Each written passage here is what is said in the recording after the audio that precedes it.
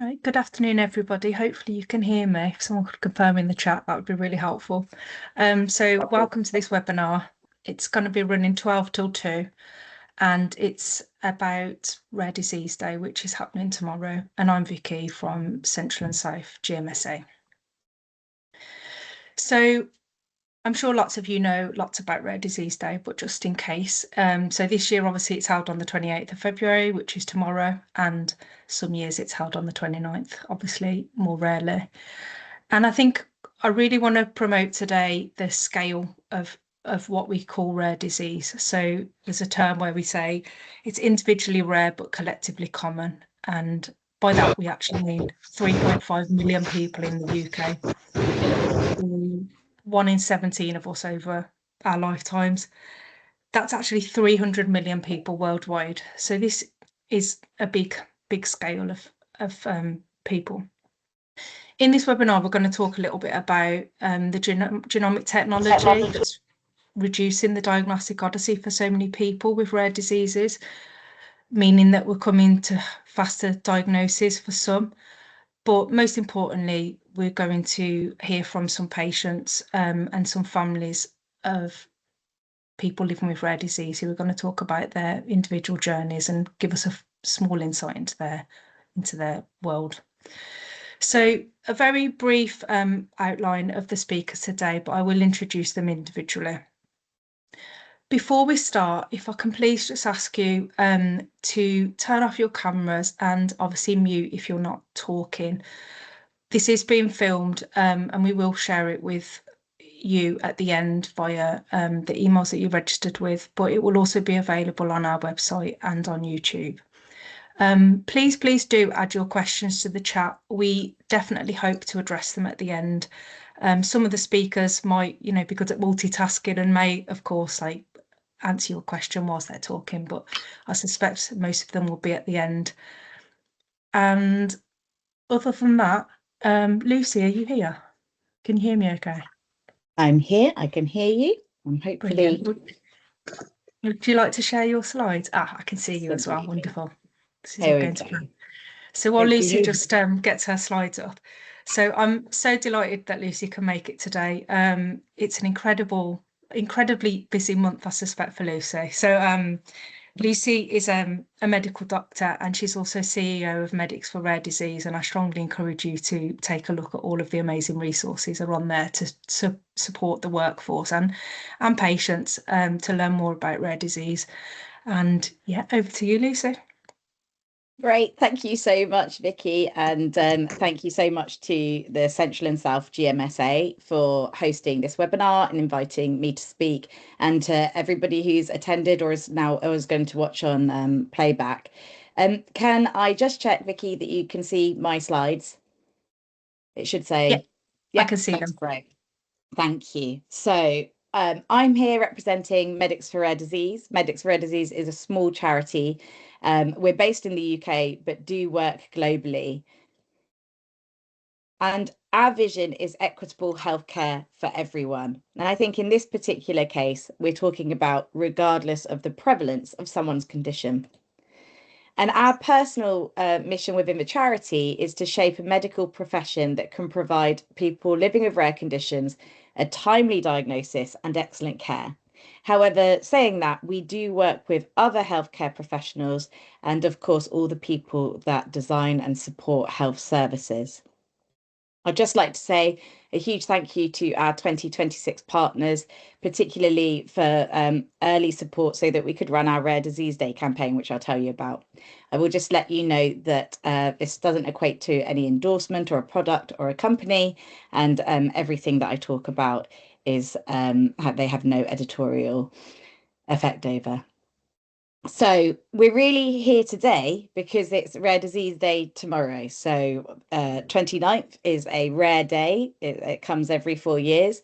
And when we're not on a leap year, we celebrate on the 28th of February. And Medics for Rare Disease runs a campaign each year, particularly within healthcare around the world, but within the NHS, But Rare Disease Day is a well-known international day to mark the rare disease community. It's particularly run out of Eurodis, which is a large patient group, umbrella group, based in Europe, but also working across the world. And we at Medics for Rare Disease have a specific audience and work with them. And I'll tell you about our campaign, Learn Your Stripes, later on. So this is the Rare Disease Day. This is the Rare Disease Day logo, and in the UK, Genetic Alliance is a big umbrella organisation that is a great place to go find resources and patient groups. And last year, the theme "More Than You Can Imagine" was started by Eurodis, and I wanted to just set the scene here by reading one of the pieces that was submitted last year, which was actually written by one of our ambassadors who lives with a condition called Walkio A syndrome. And I've known Aisha personally since she was little. I was less little, but I was a lot younger than I am now. And she says, more waiting rooms than you can imagine. It feels like my life is measured in waiting rooms, endless chairs, sterile walls, ticking clocks that never seem to move. Some days I forget what I'm even waiting for. Another test, another specialist, another round of questions. They ask about my pain, my progress, my fears, but it's the silence in between those questions that feels the heaviest. I've spent years in these rooms, each one a reminder of how much of my life is out of my control. I've met strangers in white coats who offer hope, but most of it feels like a promise I'm not sure I'll ever see. More waiting rooms than you can imagine. Each one holds pieces of my life, fragmented and uncertain. But as I sit there, I remind myself this is part of the fight. I'm here, I'm still fighting, and somehow that's enough. And Aisha is, I wouldn't want to give her full age away, but she's in her mid-20s. But her parents were told that Aisha was unlikely to grow up into adulthood. And she is still fighting. And we're very grateful to have her as an ambassador. So, more than you can imagine. Rare disease is more people than you can imagine, as Vicky just said. While each individual disease is rare, so that means fewer than 1 in 2,000 people, there are over 6,000 conditions, and that makes them collectively common. So here hooves, it might be a zebra. Because actually, the latest data suggests that 6% of the global population live with a rare disease. So if you extrapolate this, you come into really large numbers. And within that, 70% begin in childhood. So if you are working in areas where you come across children regularly or families, rare disease is certainly something that should be part of your everyday medicine. And 72% have a genomic origin. This is particularly important these days because we have a lot more technology that can help people find the answers to get better care. The more accurate information we have about people's conditions, the better care they can get, the more answers they can get. And actually, this is such a big health problem that rare disease is a UK and global health priority. I wonder if you all know that actually rare disease has been a UK health priority since about 2012. And we've actually had policy on it since about 2013. I wonder if your training has reflected that. So on the left, you can see the UK Rare Diseases Framework, which was our second piece of policy published in 2021 and has just been extended for another year. And then last May, the executive board of the World Health Organization got together at the World Health Assembly and agreed that rare disease is a global health priority, and there will be a global action plan coming out from the World Health Organization. And today, hot off the press, NICE has finally caught up. No offense to anyone who is from NICE, but until today, we've never had some NICE guidance about rare disease as a whole. There is NICE guidance about cancer as a whole. And like cancer, rare diseases, it's a term for a lot of different conditions that impact different specialties, different body systems, people from beginning to end of their life. And therefore, it needs a cohesive thought process. And I'd just like to say a huge thank you to my colleagues at the Rare Disease Framework Forum for bringing this into existence. And we're really glad to see it. But more barriers than you can imagine. Delayed diagnosis. So in the UK, from multiple reports, the average time to diagnosis is about 5 to 6 years. Now, bearing in mind that most of these conditions start in childhood, that is a significant loss of opportunity to start treatment, to inform family planning, and to get people the best management they need for their later long-term health. Lack of healthcare professional awareness and information. That's an area where I work. I wonder if today you still hear common things are common. And hopefully from today, you will say common things are common, including rare disease. And what this leads to is a dismissal of patients who have very legitimate symptoms, signs and symptoms that aren't being picked up, not because they're not there, but because a lack of awareness from healthcare professionals and a lack of understanding of where they can go for support is preventing those patients from getting their best achievable health. Uncoordinated care. Most rare conditions are multi-system and lifelong, and they need that coordinated care because no single specialty can be a home for them. And certainly if they fall back on GPs are not resourced enough to be able to do this.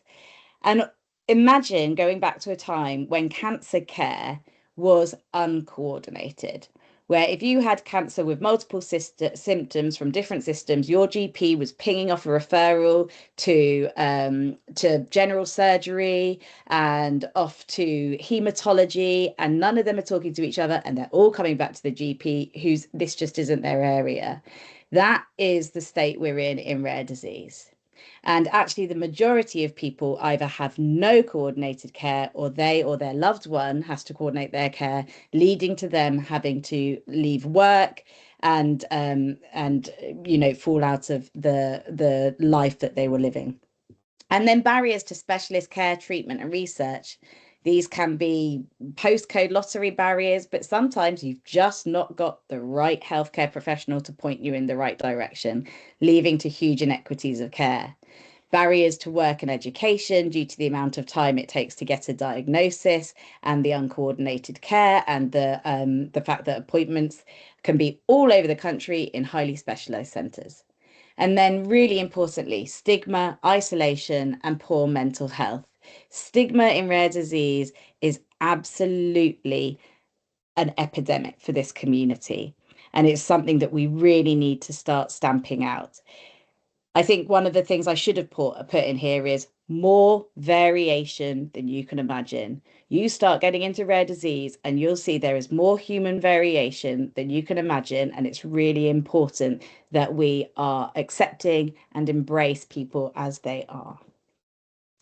And more challenges include systemic discrimination in sickle cell. There was an inquiry a few years ago because of the preventable deaths of people living with sickle cell who were not having guidelines followed and not getting the right treatment. And the coroner said partially this is down to racism. In Rare Minds, I did a report about healthcare professional awareness being a significant cause of a mental health decline in the rare community. And Eurordis last year did a survey about participation in society, and only 21% of those who were eligible were taking part in full-time education. But what we're asking of you is more simple than you can imagine. We want equity. Nobody is asking for more. No one is asking for more than someone else. They just want an equitable level of care. I've never heard a person living with a rare condition or a family ask for the moon. It's usually to be listened to be believed, and to be involved in their care, and for someone to help advocate and facilitate for them.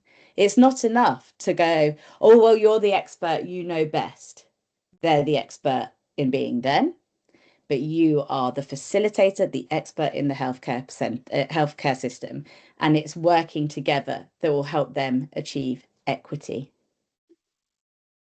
So you cannot know about every rare disease. We cannot use the same approach that we use in other areas of medicine, where we think about the disease first and the person later. You might remember there was a case of a young lady called Jess who had a fairly common cancer, but died having gone over and over again, and it had progressed, and no one had picked it up, even though the signs were there.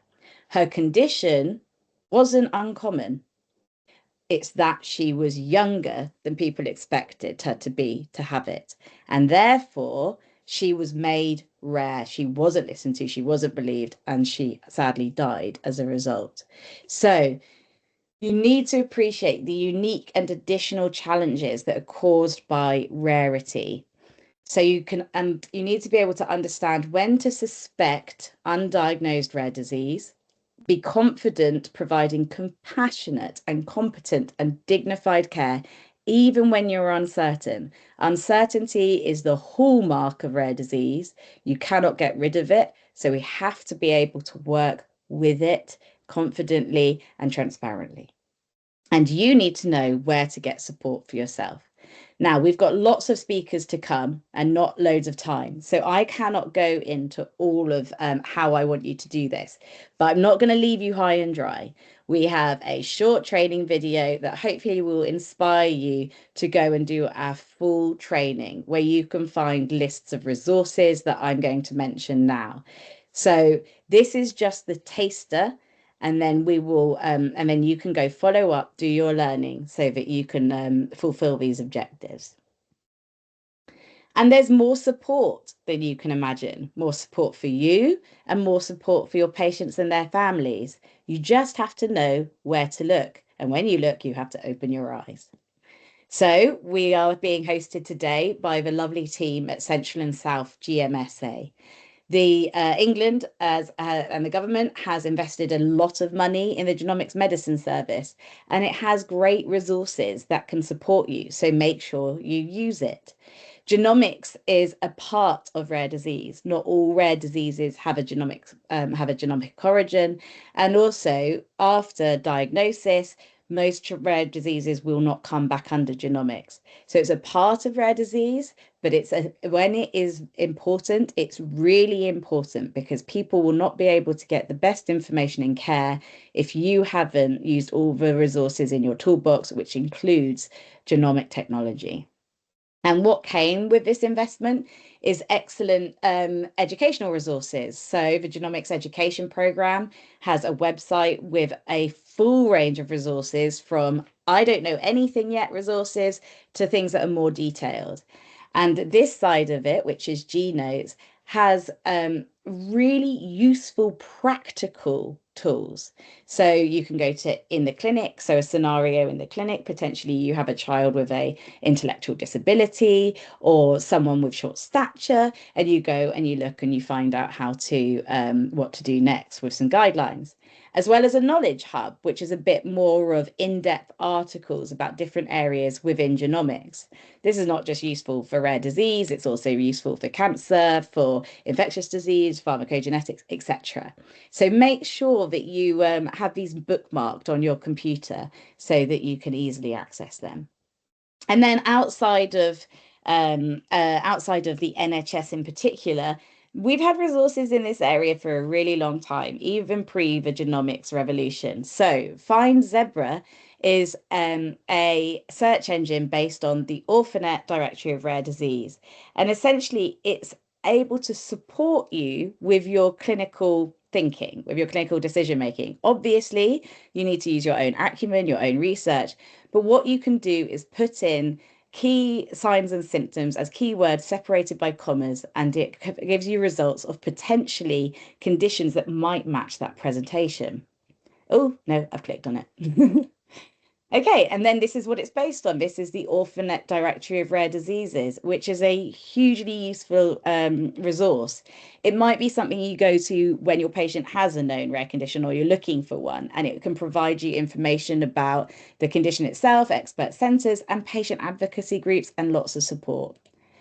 And even the giant Medscape have been supporting this for a really long time. They have a rare pathways center, and they have a really great way of cross-referencing rare diseases, because in our standard system, we tend to put things under specialty, which is fine if your thing sits under a specialty, or if you're something like cancer and you've got an umbrella term. But in rare disease, something might not fit, is unlikely to fit under one specialty, and therefore you miss out on opportunities to learn about it.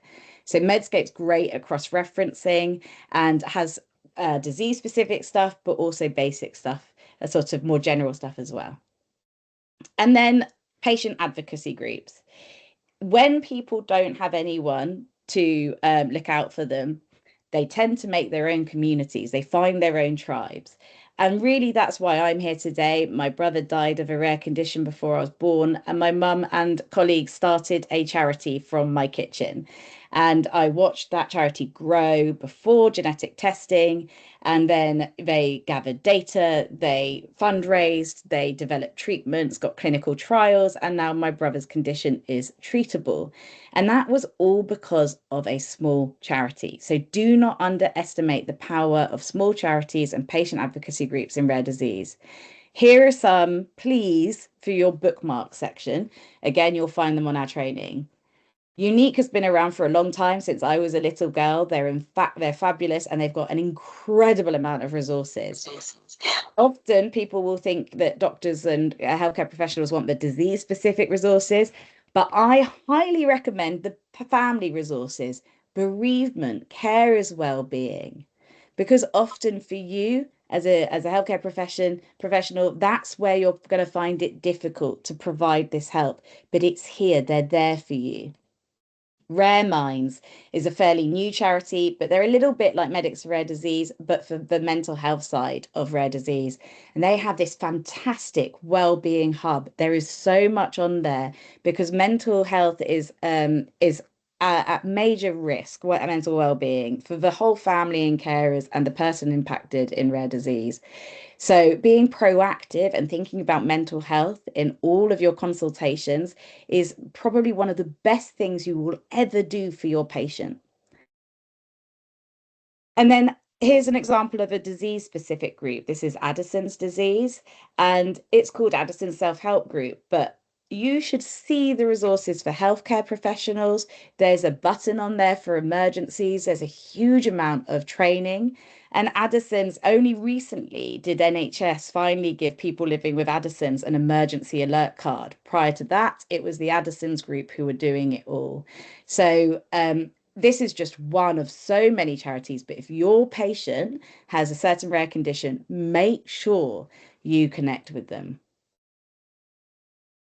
And then there's us. We provide Rare Disease 101 training, and we do our own research, for example, developing the red flags of rare disease. It's all on there. And at the moment, we're working with the Lancet on a Lancet Commission for Rare Disease.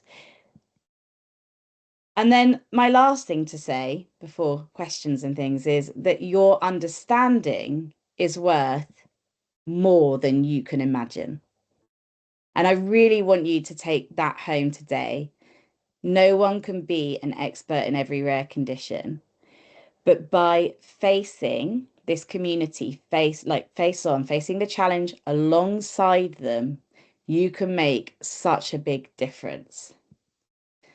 And you don't have to believe me, you can believe our friend Oliver. Now, I should have tested my audio, but that's my fault for turning up a bit late. So if the audio doesn't play, tell me immediately. My name is Oliver, and I live with a rare disease. Neurofibromatosis is a rare illness. It's characterized by the presentation of tumors occurring at the nerve endings. As a clinician, we do not expect you to know everything about all 7,000 rare diseases, but we would like you to be willing to learn, to have a small working knowledge about some of these illnesses that affect so many of us. Medics for Rare Disease have put together a fantastic training video, and I'm encouraging you to spend 5 minutes of your time getting to know more about rare disease. As a storyteller, And as an advocate for rare disease, I believe that our stories matter.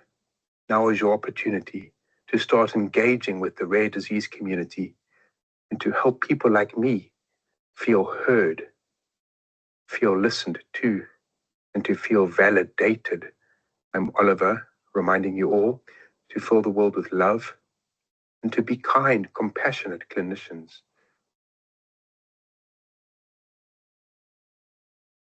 And Oliver lives with a rare condition that is often called benign.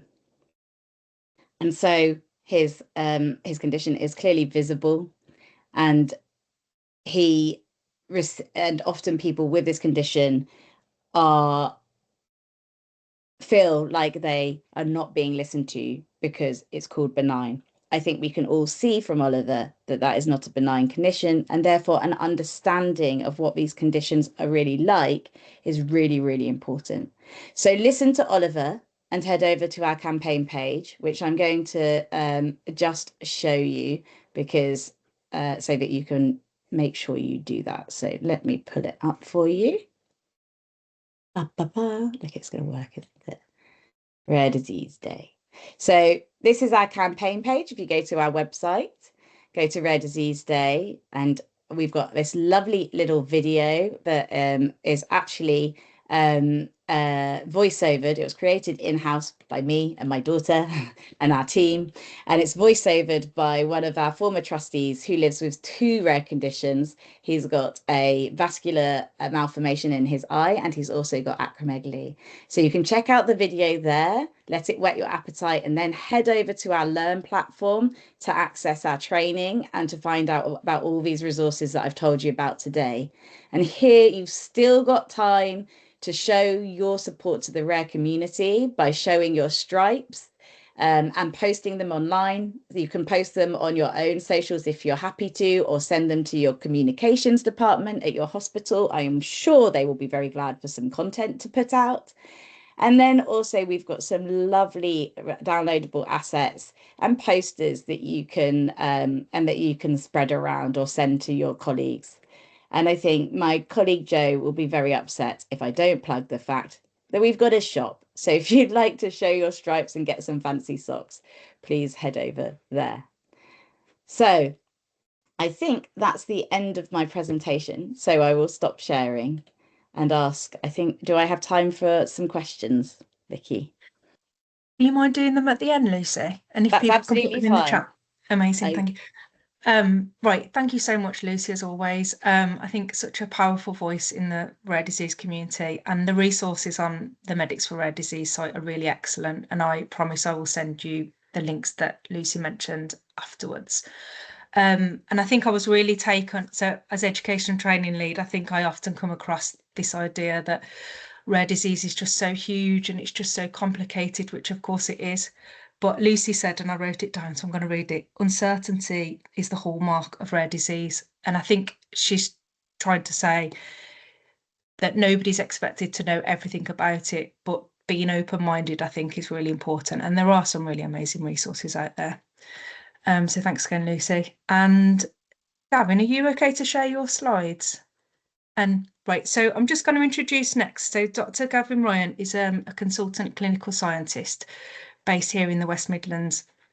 And Gavin works in the lab, which I think for lots of us is something that I'm speaking largely for myself, is quite opaque, I think. And we know that it changes all the time, and advancements are happening all the time. And Gavin's going to take us through a bit of a timeline of how things are progressing, like quite rapidly in this area. So over to you, Gavin. Thank you. Thanks very much, Vicky. So hopefully everyone can hear me and see my slides.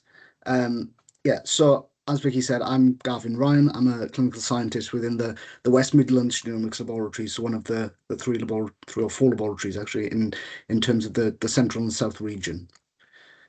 So just in terms of bit of background, so Central and South region is one of 7 regions within England, all supported by a genomic laboratory hub and then local genomic laboratories as well. So we have a population of about 11 million people with very diverse backgrounds. And the Genomic Medicine Service, covering nationally, covers about 850,000 genomics tests per year, and Central and South covers 18 to 20% of these. And it's led by the West Midlands Genomic Laboratory Hub, and with several local reporting coordinating laboratories such as Oxford and Wessex. And just within the West Midlands region, serves many different hospital trusts, as you can see here, not to mention many of the community paediatric services, for example. And this is only increased with if you take Oxford and Wessex into account as well. So, and we're here today to talk about rare disease, but what do we mean when we say rare disease? So as has already kind of been touched on a few times, and my numbers are slightly different here, but, you know, about 70 to 80% of rare diseases are caused by genomic changes, and 1 in 17 people will be affected by a rare disease in their life sometime. And this does equate to more than 3 million people in the UK having a rare disease, and there are more than 7,000 different known rare diseases. And importantly, you know, over half of new cases are in children, making it even more important that we have a focus on this area. So, laboratories do face a number of challenges, though, both across our region and nationally. I won't go through all of these in detail, but suffice to say that we are facing increasing testing numbers year on year, while also facing financial constraints and workforce shortages as well. And we need to educate our service users on changes that are here and coming for rare disease genomics through, you know, webinars such as this and other ones that the GMSA is involved with. And we need to look at better data integration and interoperability as well, while also automating some laboratory processes where we can to meet these increased testing commitments. And we also recognise there is more to do to reduce inequity of genomic testing across regions and different groups. And obviously this is something that Lucy touched on as well, and we need to do what we can as a laboratory with this as well. So in terms of what testing we actually do at this laboratory, so sorry for some of the technical terms on this slide, but this is just a flavour of some of the tests. So we provide testing for trisomies such as Down syndrome using a technique called QF-PCR. We do MLPA technique testing for diseases that you probably heard of called spinal muscular atrophy and Duchenne muscular dystrophy, as well as other disorders such as Prader-Willi syndrome, which are caused by imprinting defects. And then there's microarray testing as well, which you've probably heard of, which we use now for features of where a patient has features of a chromosomal disorder. Now, on the prenatal side, we offer non-invasive testing for trisomies and for some other rare diseases as well. And then there's testing for diseases caused by expansion repeats like Huntington's disease or myotonic dystrophy. That's available. And then we also have testing for various single genes and testing via whole exome sequencing and whole genome sequencing, which are where we use gene panels to look at a number of different genes associated with the disease that the patient may have. So all of this is in line with the National Genomic Test Directory, which specifies the tests that can be performed by labs, standardising testing really across the whole of England. Now, this directory covers about 500 different tests that are available, and you can freely look at this online. It also provides eligibility criteria for which patients should receive which testing and which clinicians can order tests.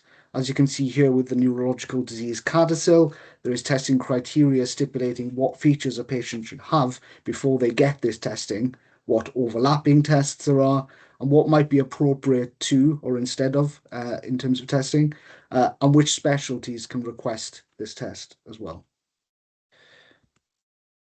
So how has genomics testing evolved over the years?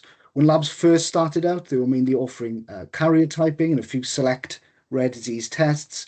However, karyotyping was only able to detect large deletions or duplications at the chromosomal level and only has about 3% diagnostic rate.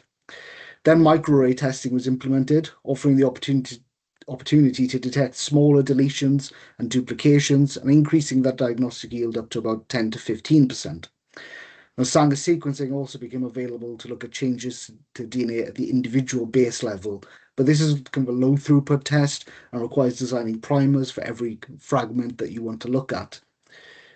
While we still do use Sanger sequencing for some testing today, the majority of testing has moved to exome sequencing, which looks at the coding regions of genes, and subsequently to genome sequencing as well for some of these patients, which includes non-coding regions. And these are more high throughput tests, and as I mentioned before, they allow us to look at many different genes to be looked at in one analysis through the use of gene panels that are associated with different disease groupings, such as a panel for intellectual disability genes or short stature genes, for example. And I've just added long read sequencing at the end here as a type of sequence that's mainly still in the research stages, but is being tested by laboratories as a suitable method for some patients and has some added benefits over traditional whole genome sequencing.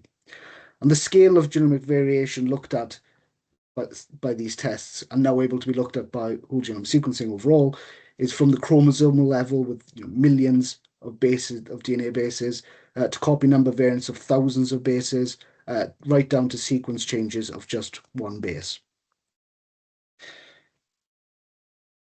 So looking into whole genome sequencing or WGS a bit more, this is a test that's run on a sequencing machine called a NovaSeq from Illumina that you can see on the right here, and with the data processed by the company Genomics England and then sent to laboratory scientists to analyze. Now, there is a process for requesting WGS testing, which is detailed on our website.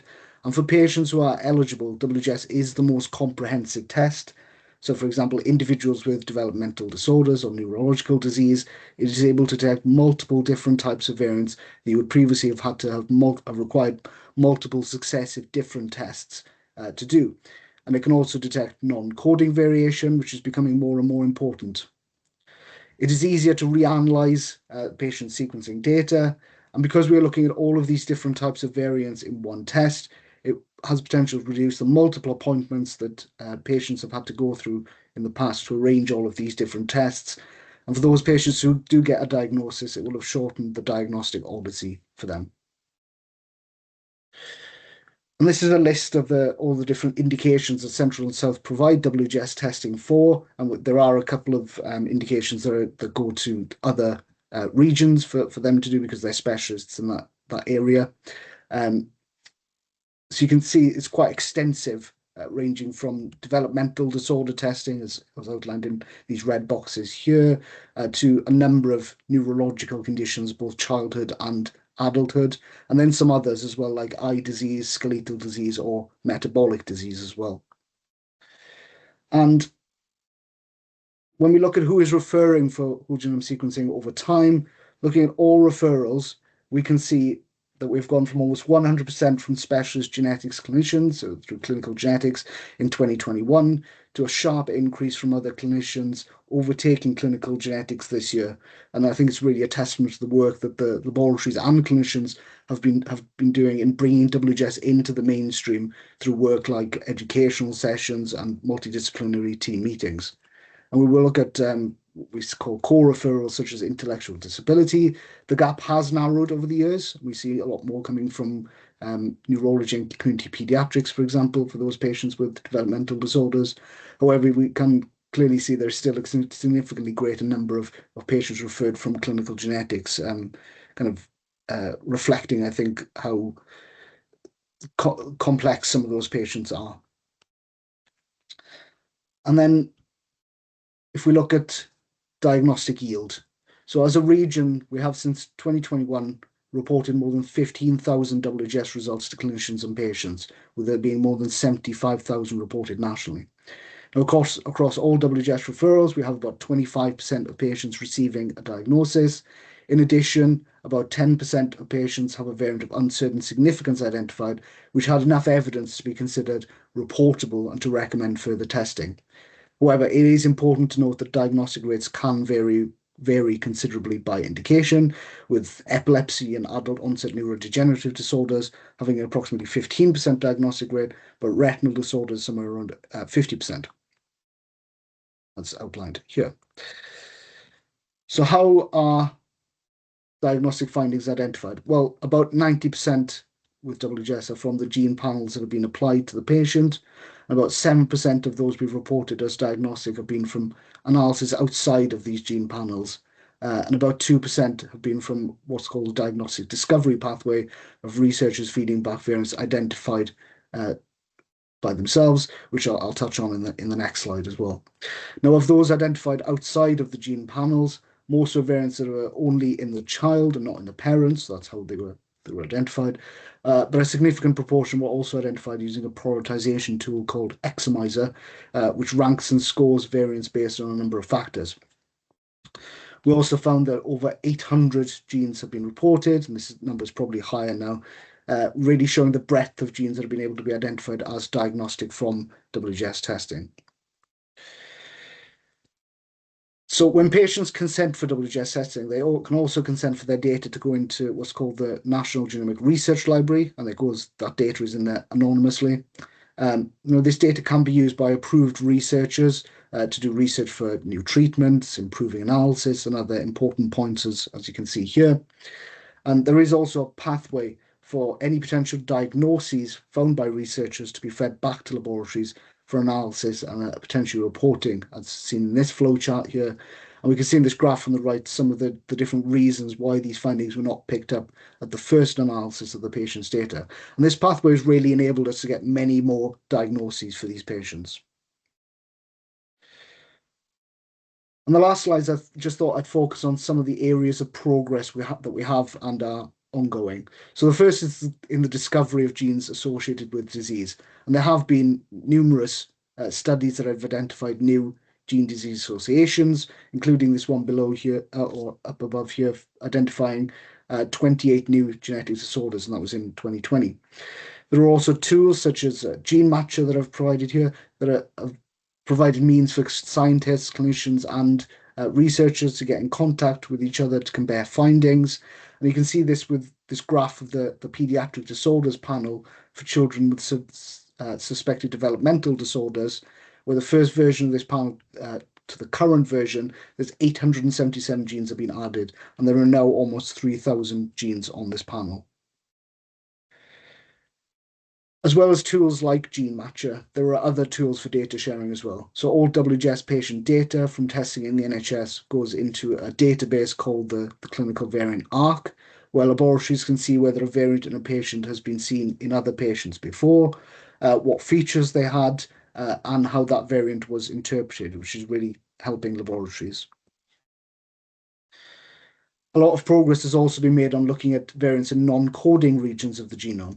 So this seminal publication in 2024 identified disease-causing variants in the RNU4-2 gene, now thought to account for about 0.5% of all instances of neurodevelopmental disorders. And this is now known as Renew syndrome. And you can see the story of Arabella here and how the discovery of this gene causing disease has led to thousands more diagnoses worldwide. And there was a great podcast episode on this with one of the discoverers of this gene, Professor Nikki Whiffin at the University of Oxford, on the Genetics podcast, which is available on all podcast services, I'm sure.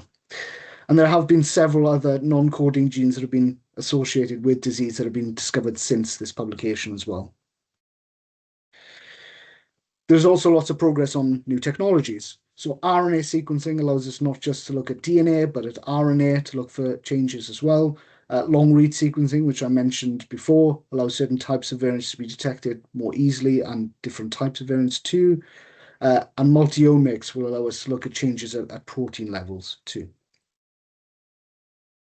And all of this is exemplified by this publication from 2024 with a view to leaving no patient behind, with recommendations for when these technologies may be most appropriate and for which patients, because these are expensive technologies and we need to target them to the patients who are most likely to get a diagnosis from them. And this paper by Douglas Fowler and Heidi Ream from the US, two big names over there, also poses the question of whether variants of uncertain significance will still exist in 2030. And while I think this is quite ambitious, probably purposefully hyperbolic in some ways, it's amazing anyway that this question is even being asked. And then following tests, I think the Holy Grail has always been treating this rare genetic disease. It's one thing to get a diagnosis, but treating that disease at the root cause is, like I said, kind of the holy grail, really. But we have seen more and more new gene therapies both being researched and being approved for use for certain patients, and this is being in the news quite a lot recently. Now, this little boy receiving a gene therapy for spinal muscular atrophy, this little girl here, one for blood cancer, and a boy here who came over from the US for treatment for a rare disease, rare metabolic disease called Hunter syndrome. There's also last year been trials of the first therapy for Huntington's disease delivered directly to the brain during live surgery. And then this therapy for a sickle cell disease involved removing a patient's own stem cells, altering them using CRISPR gene editing technologies, and then reimplanting them into the patient. And that's being used for sickle cell and beta thalassemia, which has been approved by NICE. And therapies are not just for those with the kind of more common rare diseases either. Just last year, too, there have been guidelines published for determining whether a patient may be eligible for so-called N-of-1 gene therapies, targeting the specific gene variant causing disease in that specific patient. And the work going on in this area is so exciting, really, for scientists, clinicians, and obviously for patients themselves.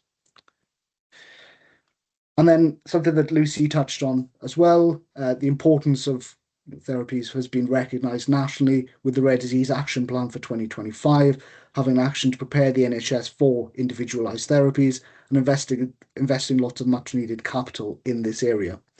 Similarly, the Medicines and Healthcare Products Regulatory Agency, or MHRA, are looking to overhaul regulation to enable trials to be done quicker in order to get therapies to patients faster.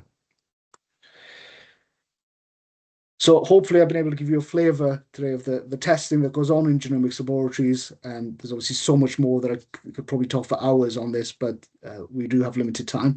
And what we see as progress now and for the future. So thank you for listening. Thanks so much, Gavin. Are you available for questions at the end? I could see that there's one in the chat. Yes, of course. Brilliant, thank you. So I think Gavin's really highlighted there that obviously there's lots of challenges which we can't shy away from, but equally so much hope. And the case studies towards the end, I think, are especially exciting for the community to see.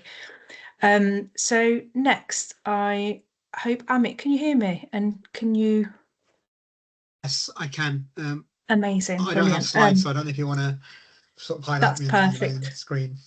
Yeah, no worries. So I'm really delighted to welcome Amit today, who is going to talk to us, I think both from a professional capacity and also from a personal capacity. So Amit's based here in Birmingham. He is the DEI business partner, so he's very passionate about diversity and inclusion, and obviously a big part of that is, of course, speaking about rare disease. So over to you, Amit, please. Thank you so much, Vicky, and thank you for the opportunity to speak here today. I think the capacity in which I'm going to speak is as a person with lived experience of living with the rare disease, but I'm going to take you all on a bit of a journey over the next sort of 15-20 minutes that I've got with you about how I got to where I am today, working as a leader within UHB in the space of diversity, equity and inclusion. I want to take you right back to the beginning and ask you, have you ever felt different going into a room even before you've spoken? Have you felt that you're different or you're feeling excluded? Because I have. Thinking about my school days, thinking about year 4, year 5, walking into that classroom with a visible difference. And I know we heard Oliver speak before, who's a very good friend of mine. Living with visible difference is a different level of difficulty. And I remember the school days when nobody wanted to come and sit next to me. Nobody wanted to speak to me. Nobody wanted to be my friend. Some were scared. Some just didn't understand what this condition was. And that had a massive, massive mental impact on me. As a 7, 8-year-old, 9-year-old, we don't understand what depression and anxiety is at that time. But looking back now, I know I was going through those emotions.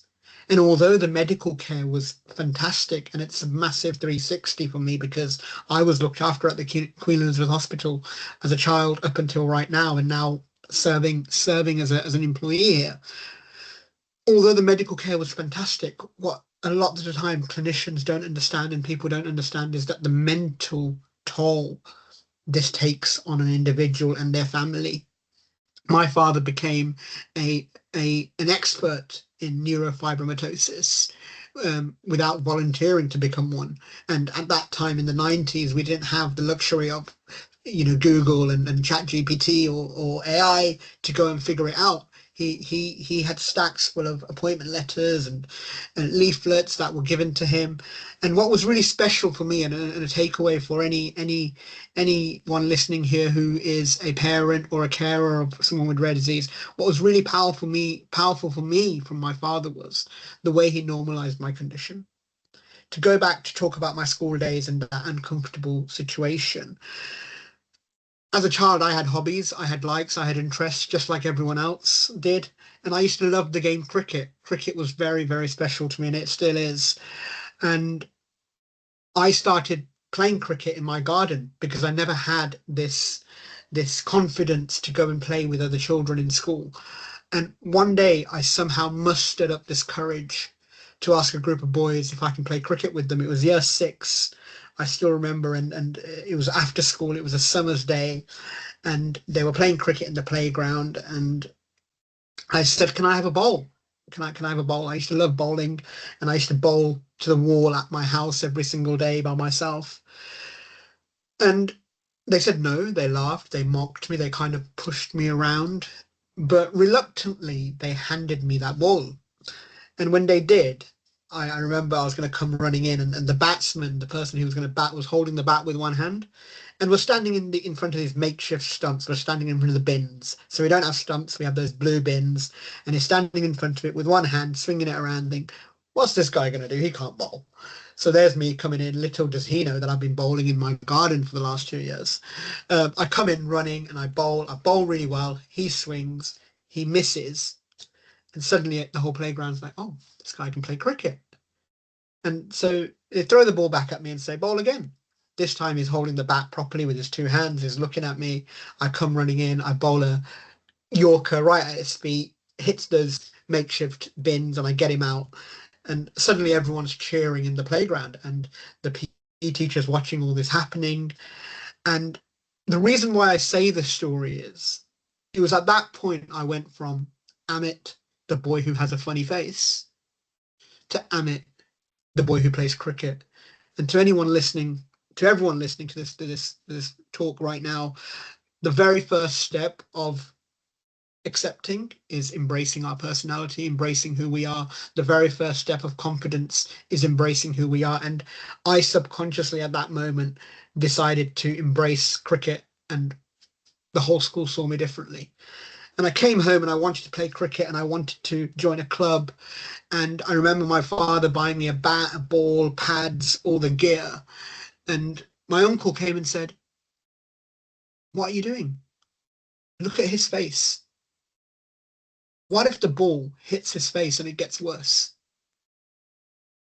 And this is something Oliver and I, people with rare diseases, have to live with, this question, this stigma, this what if it gets worse? What if this happens? What if that happens? And my father summed it up beautifully. And I think everything I am today is very much for that moment. He turned around and said, "If my boy wants to play cricket, he wants to play cricket." And he let me go and play those matches, and I played really well, and I took lots of wickets, and I became a very good cricketer as a child. As I grew older, as a part of neurofibromatosis, I obviously developed scoliosis, which is very common for people who have neurofibromatosis, and that sort of limited my bowling action, and unfortunately I couldn't carry on playing cricket, but I absolutely loved the game. So I used cricket and I used my personality as a way to get in and make friends in school. And I remember going into secondary school with this confidence that, I'm going to talk about my hobbies, my interests, and I'm going to make lots of friends. And I did, but as the condition continued to grow, as neurofibromatosis tumors continued to grow, I lost my left eye at the age of 11 in year 7, I had to go and have this life-changing 18-hour surgery where they removed my left eye here at the Queen Elizabeth Hospital where I work now. And I had to wear an eye patch, and I had to go into school with a swollen, recovering face with an eye patch. And I still remember it was the lead up of Halloween. It was the lead up of Halloween, and everyone was talking about Halloween masks. Everyone was talking about buying Halloween masks, going trick or treating. And a group of boys looked at me and said, "You don't need a Halloween mask. You've got a permanent one on your face." And again, that comment completely broke me. And when I went and told the teachers and the boys got called up, they were like, "We were only joking, miss. It was only a bit of banter." What was banter for them was a lifelong scar for me. And again, living with this rare disease every single day, there are things like this that will happen countless amount of times throughout our life that we have to deal with. And that mental health side of things is really difficult. And I created these tools, self-created tools that have helped me navigate that. And one of the things that is really important is, as well, as I grew older, the stigma in my family and the community was really, really bad. As I got older, graduated, got a job, everyone was like, "Well, who's going to marry him? Who's going to get married to him with a face like that?" And especially in our culture, in the South Asian community, arranged marriages are a big thing. And I remember I went to a friend's wedding, and there was an Auntie G there. And this Auntie G turned around and said to me, "Hey, are you upset that you're not getting married?" And I was like, "Why would I be upset that I'm not getting married?" She's like, "No, I know all your siblings have had arranged marriages. You're at your friend's wedding today. It must upset you." And I'm like, "Not really, no. I'm just graduated. I'm working. I'm all right." She goes, "Well, think of it this way." And then she said something to comfort me. And spoiler alert, it wasn't comforting. But she said, "Amit, think of it this way. If you had a daughter, would you want your daughter to marry someone who looks like you?" That was very painful. And that again shattered my confidence. And for a very long time, I hid the left-hand side of my face. Every single photograph I took, everywhere I stood, everywhere I sat, I made sure people could only see the right-hand side of my face. Up until the point I met my beautiful wife. With the grace and the blessings of the universe and my family, about 2 years after I met a beautiful woman who lived in India, lives with me now, lived in India, and we started talking. And I love India. I was born in India. I go back to India every year. So I met her through a family friend, and we started messaging, and we really clicked. And one day I was on a video call with her, and I would hold the phone on the right-hand side, showing her one side of my face.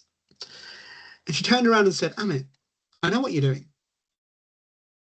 If I'm going to marry you, I'm not going to marry half of your face. I'm going to marry all of you. So own it." And that was the second biggest lesson that I learned in my life. And I want you to take away today, that we have to learn to accept ourselves before others can accept us.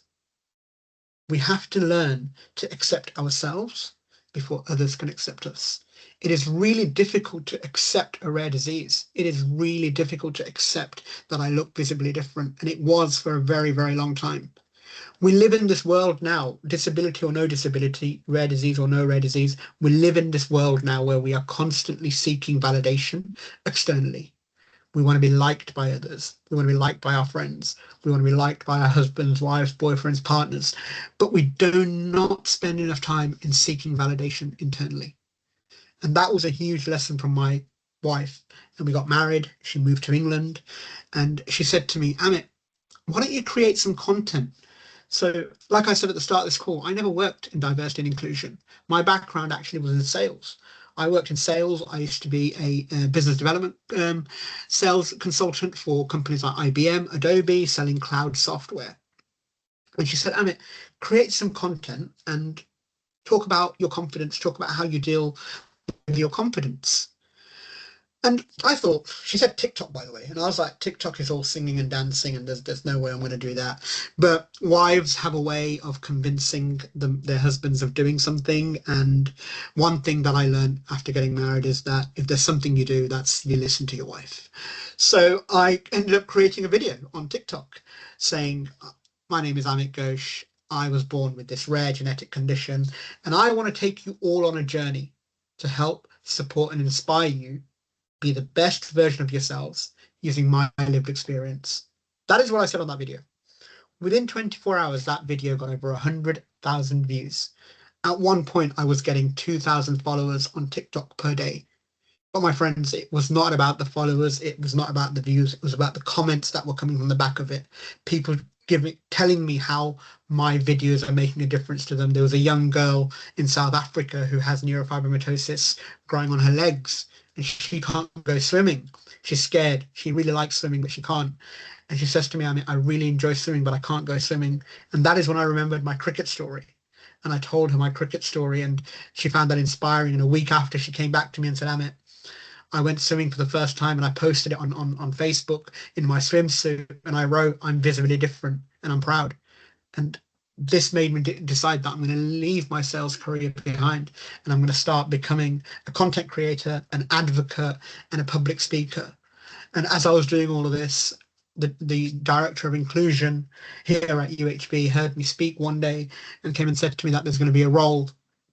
And bearing in mind, when I left my job, I had just bought a house with my wife and we just started our new life. When I left my job, I did not know where my next paycheck was going to come from. I did not know how I'm going to make a living out of what I want to do. All I knew is I want to create impact and add value. And if I can create impact and add value, everything will fall into place. And I started journaling a lot of my things, my childhood, about my feelings, about school.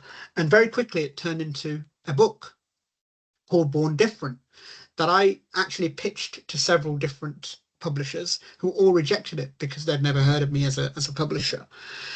But I went on to Amazon self-publishing and published it anyway. And they called it Born Different, which is here. Born Different, which is a book about my first day of school, about me playing cricket. And I published it on Amazon, and within a week it became the bestseller in US, Canada, and England. And the story behind that is that belief. So I've given you 2 steps already today about confidence and resilience, embracing your personality, accepting yourself. The third one is belief.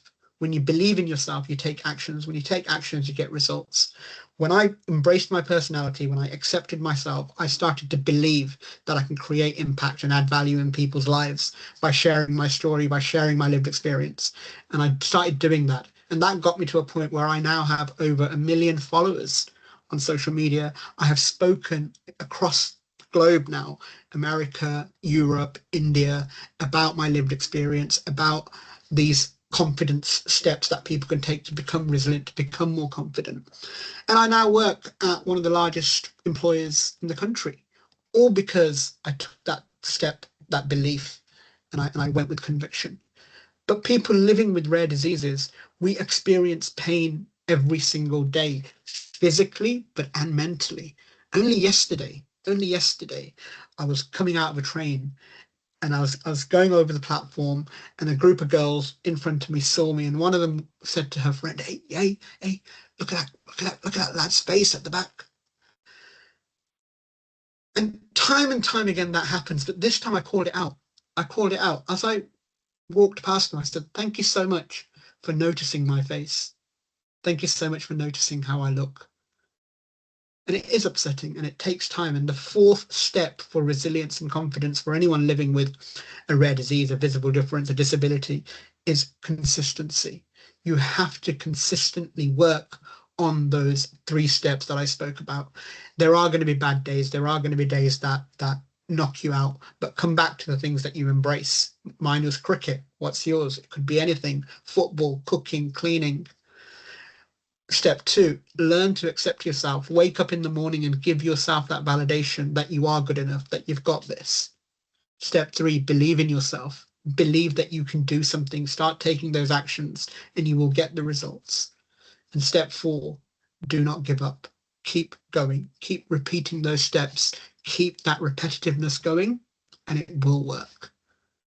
And me doing all of that got me to this stage where I can say, yes, I have a rare disease. Yes, I look visibly different, but this is me. Take it or leave it. Thank you so much for your time today, and I'll take questions at the end.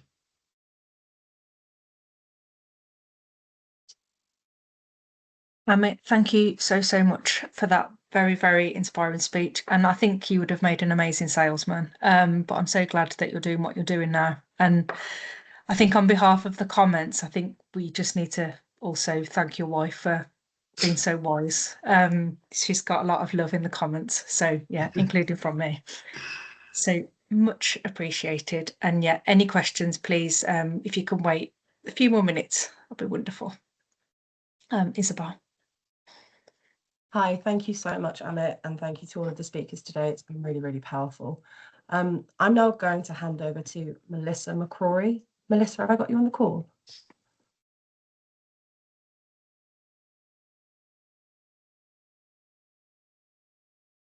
Got a lot of people that I'm trying to look through, so I'm just trying to check to see if I am Melissa's here. come on.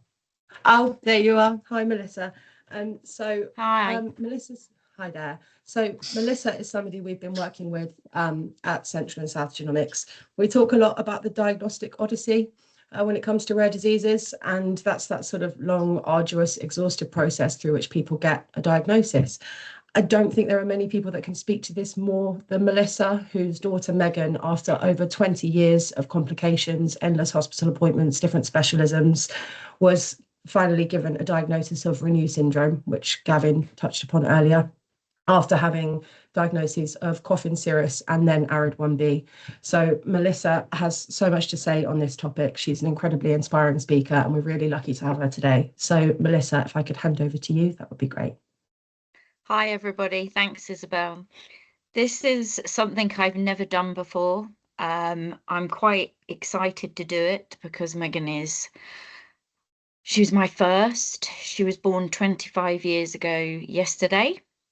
Our journey through to diagnosis was a long, lengthy process. As Isabel just touched on, it was 20 years in all.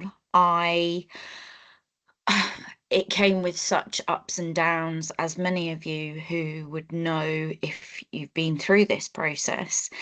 Megan was born at 2 days before her actual due date. She was a breech baby, extended breech, so her feet were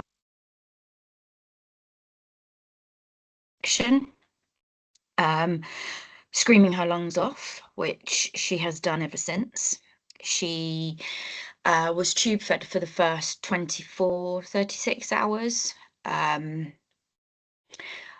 In the time that we were in the hospital, I was told that her plates in her head, her skull, had fused together and that she'd probably be brain damaged.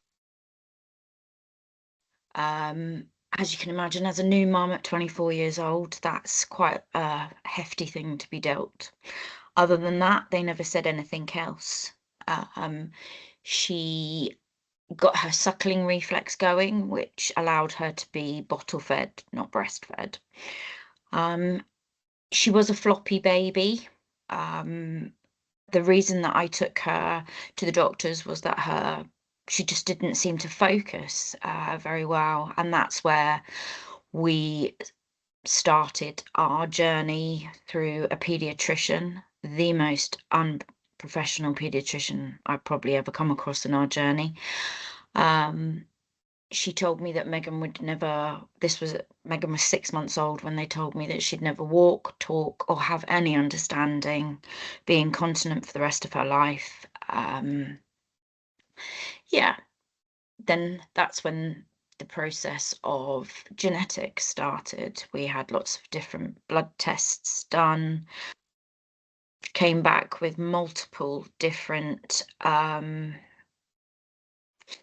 not a diagnosis as such, but just so many different things that she could have, from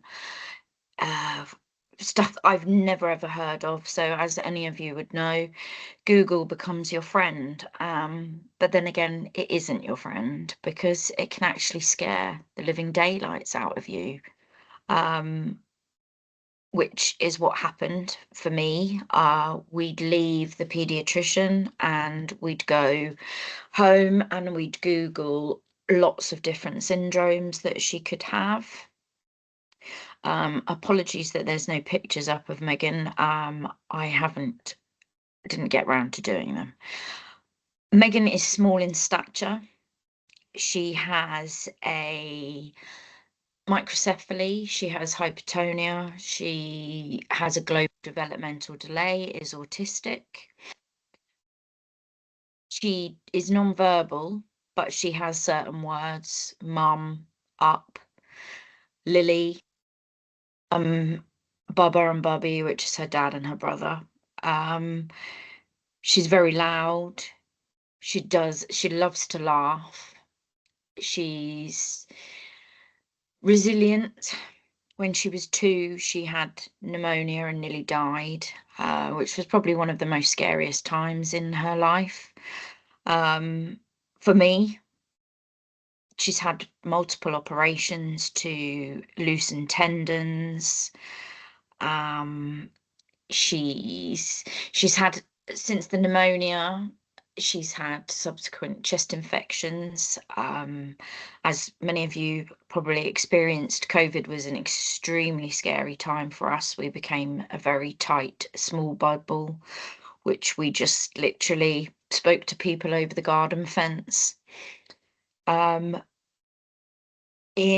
2016, we took part in a genetics testing, which was called Deciphering Developmental Delays within Great Ormond Street.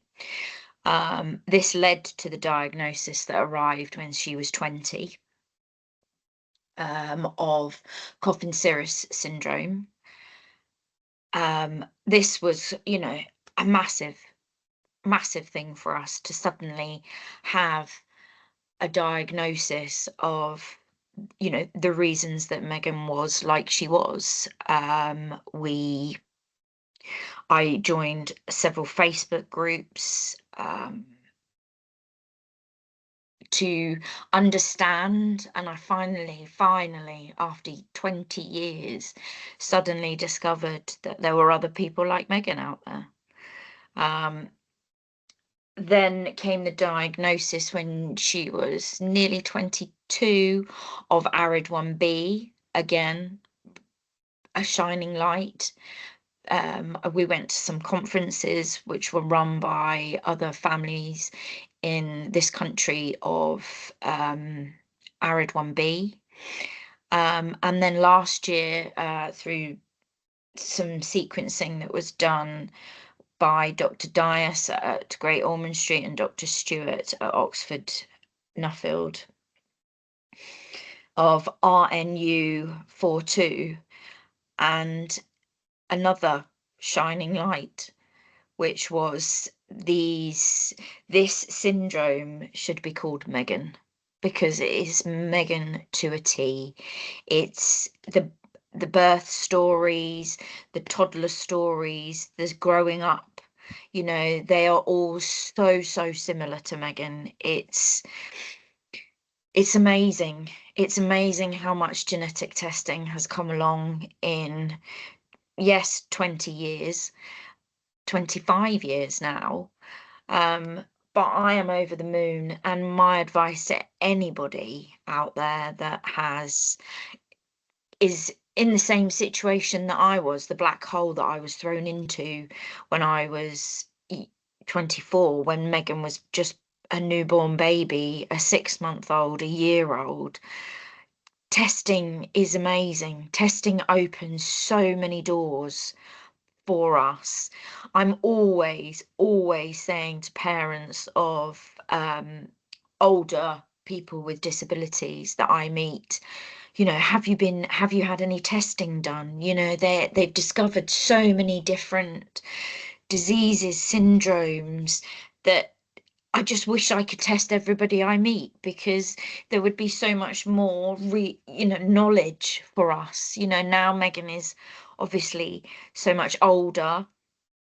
There is lights at the end of tunnels that were so dark for me. I meet some people who are so similar to Megan, and I say to the mums, "Oh, have you had testing?" And they say no, because it scares them. And my advice to anybody would be, go forward with testing, get the knowledge that you need. I had no knowledge. I winged it, which is how I've always said. I winged it with Megan. I treated her just as normally as I could, with all of the different issues that she's had going on. I will add to this, I have 2 other children who are, one is 6 foot, one is 5'5", and are both, one term I really don't enjoy is normal, but they are very healthy, robust, 21 and 18-year-old. I never once imagined Megan as an only child, and I think by having her younger siblings who tower over her, I might like to add, it's kept her going. She's so happy. She's always been included in everything we've done. Slightly adapted for her to be able to do. And now she's 25. She is in an amazing respite, 5 days a week. We don't have respite overnight because Megan's not an issue overnight. I can't speak highly enough of the genetics. When Megan was younger, I used to get very agitated by them wanting to take pictures. But now I put her out there everywhere I can, because it's good to have knowledge. And I'm rare genetic, rare undiagnosed. The more research, the more information we can get, the more we can help people like Megan, who, it's a minefield for us, because obviously now with her new diagnosis of RNU42, there isn't much that's written. There isn't much they know about Megan's age. But obviously the more people who are tested, the more, this becomes widely known, the more we'll be able to help, have the research, have the knowledge of understanding. I'm still understanding every day different, different things about Megan, different things about RNU42. And I'm so happy that I stuck with doing what I've done with genetics, with the genomic testing. And I'm still, to this day, I will always put Megan forward for anything that will help her be understood, her condition be understood, for future generations. The coffin cirrus doesn't apply now, and neither does the arid 1B. It is now just officially the RNU42.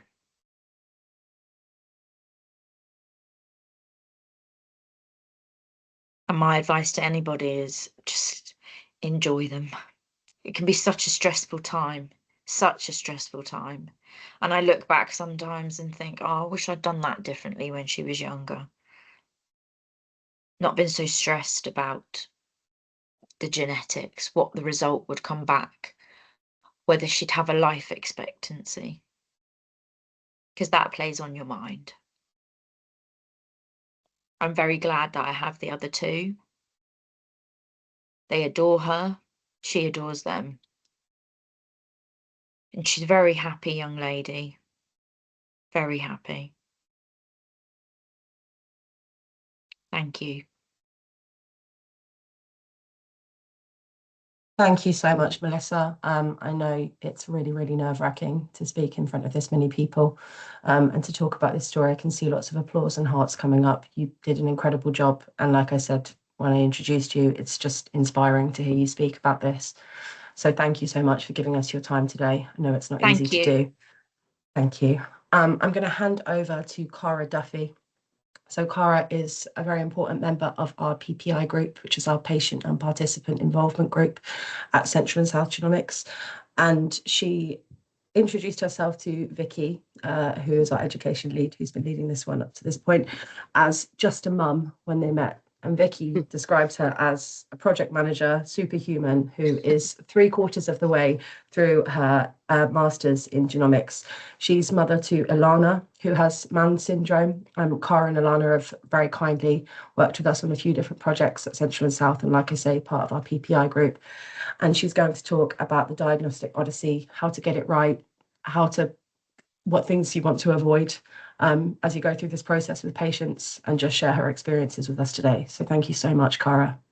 Okay, thank you. Am I able to move the slides myself, or is someone do I have to do the next slide thing? Just wondering. Oh, I can move them. Beautiful. Up to you. No, so I'll do it myself. I know different ones. So thank you for welcoming me. I say my name is Cara Duffy, and I've got an actually no, she's 6.5 years old now, daughter with a rare condition called Mann syndrome, or MBD5 variants. It can either be a microdeletion or duplication, but anything on that sort of that affects the MBD5 protein will cause the similar sort of I say similar because Alana is one of the most severely affected, but it will cause the symptoms that she'll be talking about that she has.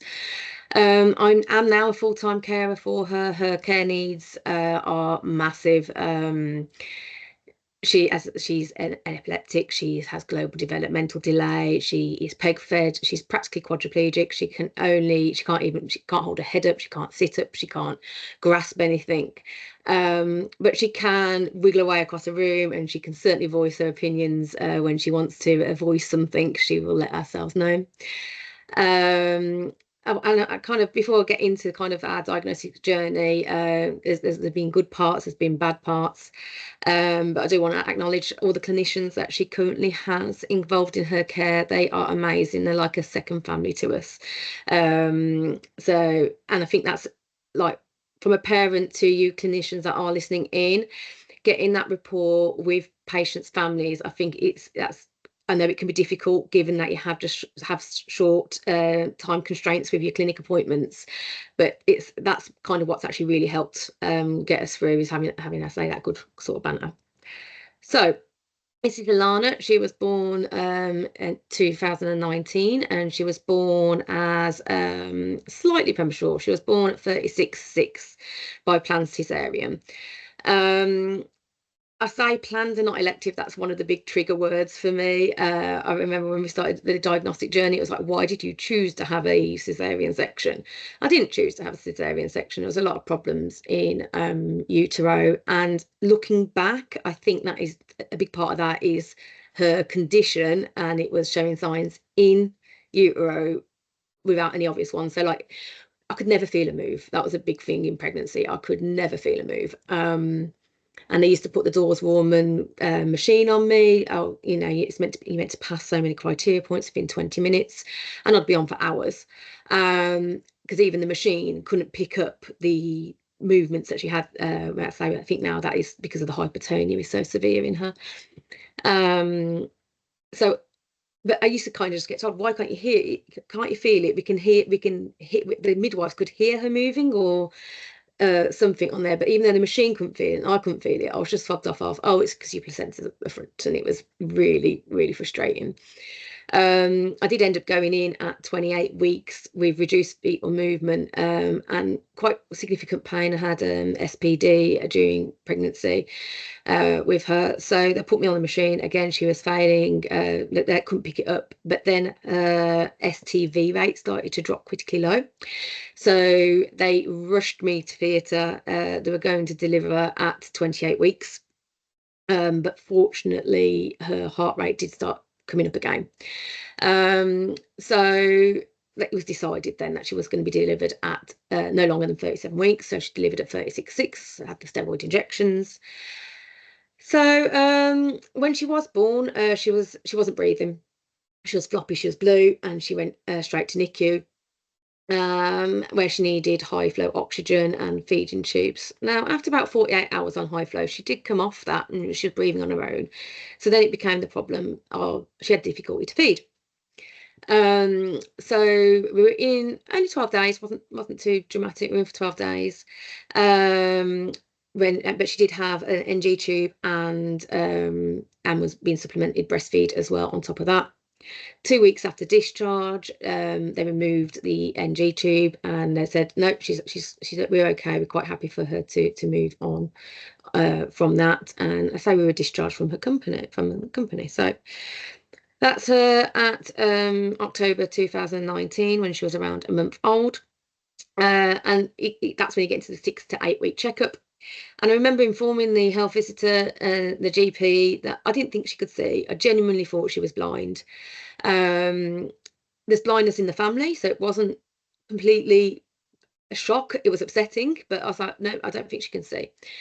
And they reassured me, going, no, but she's tracking you, she's watching you walk across the room, don't need to worry. She didn't meet most of the points on the 6 week checkup, because she wasn't pushing off on the ground, things like that, and yet still no referral at this point was made, despite the concerns that I was having and starting to show for her. I know my boys, I've got an older one and a younger one from Alana. Straight away they were referred to ophthalmology because of the blindness in the family. So I was quite surprised that Alana never had that. So we moved into November 2019, and a site there, you can see her there. I was taking her to the breastfeeding clinic because when she was discharged with the NG tube and feeding issues, I just wasn't overly happy with the latch. I wasn't very happy with us having to use nipple shields. I didn't like any of that, really, to be honest. So I was taking her to the breastfeeding clinic. And there was an amazing midwife there called Jackie Scott. She has retired now. Honestly, the best midwife and breastfeeding lactation support you could ever ask for. And she asked to weigh her, and she picked her up, and then she shared that look, that clinical look that you've all got, which you think parents can't see, but you can see them. We pick them up quickly.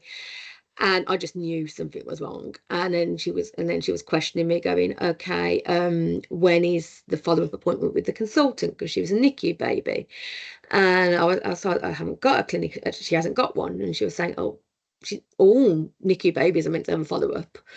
Let me get on it. So she was chasing the consultant that was on when she was in NICU. And that particular consultant ignored her. So that was it was frustrating, needless to say. So we moved then into the December, so a few months after now. She's 3 months old, and she got hold of a different paediatrician who said he'd see Alana literally the next day, and he is an amazing consultant. He's the best paediatrician you could ever hope for. It was actually a brief meeting because it was on rounds, and he just wanted to see her based off on Jackie, and then he saw her in clinic the following week. So there was then questions on such as consanguinity, if you're related in birth, I can never say that word, sorry. Family history of illnesses, feeding, they were all asked. And at this point, I still didn't think it was genetic disorder. I thought it was blindness as a separate issue, and I potentially thought she might have had cystic fibrosis, given that she was nearly born at 28 weeks, and she still wasn't quite right, if that makes sense. I thought something was wrong, but I didn't think it was anything genetically wrong. And the fact she wasn't breathing at birth, I thought, right, okay, oxygen deprivation. So she was sent for bloods that day. She was sent for an ECG because she did have a slight murmur. She had an urgent MRI done, and that's December 2019. I did pick up, the doctor was saying there's a few dysmorphic features such as antenatal nares. Again, shrugged it off because I've got a slight turned up nose. And he did mention that she was very floppy. Again, I thought this was down to potential cerebral palsy. Didn't think anything worse than that was going to happen. Not that, I mean, cerebral palsy is bad enough. So we move into January, and then it was in that January that we had a confirmed diagnosis of her being visually impaired, and then they needed to have more scans to be done. I mean, you can see in these pictures here, she was smiling, she was interacting, she had started to kind of roll over a little bit. So she was meeting some milestones, not all of them, but she was meeting them, just not as late as well as her brother did. So we go into February. That's when we were due her an urgent MRI mid-February. You can see on the left, that's the pictures of her mid-February, and on the pictures on the right, she's clearly in hospital in those pictures there. That's when things really started turning bad for us, started turning really bad. I was told the bloods ruled out any fatal causes of hypotonia, and I was like, whoa, I didn't even think we were looking at terminal issues here. So that's the first time I was told this could be terminal, and I was like, whoa, this is, that's quite a hard thing to hear as a parent. The bloods were redone, we had more examinations, and then the MRI concluded that she had a small corpus callosum, benign hydrocephalus, and then she was in hospital for another 2 weeks. She lost the ability to feed. She was no longer rolling over. She vomited every time she was fed, even by NG. She was failing to thrive, and the doctors and dietitian managed to get her on a gentle feed regime, and she did get discharged early March, mainly because I don't know if you've heard about this pandemic that hit in 2020. So this is her in March 2020. She did have some tests booked in. I was worried that they weren't going to go ahead because of the pandemic, and things were getting cancelled. Luckily, we did get the one scan showing that her brain just wasn't picking up any light at all. So her blindness was actually a cortical vision impairment. That part of the brain just wasn't working. We were also put in touch with the community nursing team that they couldn't come into the house. We needed support, we needed physio, we needed vision specialists. None of it could be accessed because of the pandemic. And meanwhile, Alana was getting more and more irritable, seems too mild a word. She would scream for 72 hours at a time for 5 to 10, every 5 to 10 days. So you could have 5 days of peace, then 3 days of intense screaming. Couldn't go anywhere because of the pandemic, so you couldn't even kind of get out and take, and my husband couldn't take over while I kind of heard that you were locked in this absolute torment. So we get to April 2020 again. You can see her. She is in Children's Hospital in this one. The rapid response team did finally say, no, these parents cannot have her at home. She needs to be admitted. And within a couple of days, the neurometabolic team descended upon me. Now, my background is forensic science with biology and a genetic sort of leaning, hence me moving into the Masters in Genomics now. I crumbled. I know the same knowledge is good. It's not when you being hit by a team like that. And I just basically said, how long does she have based on the way she's presenting? I know you don't have a diagnosis yet, but the fact that I've got like the whole neurometabolic team around me and something's going wrong, and they said it'd be unlikely that she'd make it to 2 years old. And this was in April 2020. I was locked in the hospital. My husband was at home with our 4-year-old and had to deal with that bombshell on my own. I had to convince him to get my husband in to tell them about the potential prognosis, because I can't exactly tell them. I know she had markers for Krabbe's, but not a full genetic test at the moment. Just some of her enzymes showed that it could be Krabbe's disease. So then they decided they'd run the whole exome sequencing on Alana, the trio version from my husband and myself, so they were able to find the variants quicker. And it was only critical cases at that point that were being done because all the labs were pushed over to COVID testing. So mid-May, this is her mid-May. Yes, I did shave all my hair off. I think it was my Britney Spears moment, as I call it. We had a virtual meeting that had the diagnosis, and it was a geneticist and a neurologist on that phone. And fortunately, they said it was a neurogenetic disorder, not a neurometabolic disorder, and that children with this sort of condition might have a near normal life expectancy. This is what we were originally told. And it was, like I say, it's a 2q23.1 microdeletion. And and honestly, it was a relief to get a diagnosis. It was really useful to get that diagnosis, especially when you can have a near normal life expectancy. As I say, what we were originally told today, this near normal life expectancy. And then I started doing my own research and meeting other parents of the man community. I do think counselling should be done earlier, ideally. For us, for our case, Alana's got a lot more fragile than literature would suggest.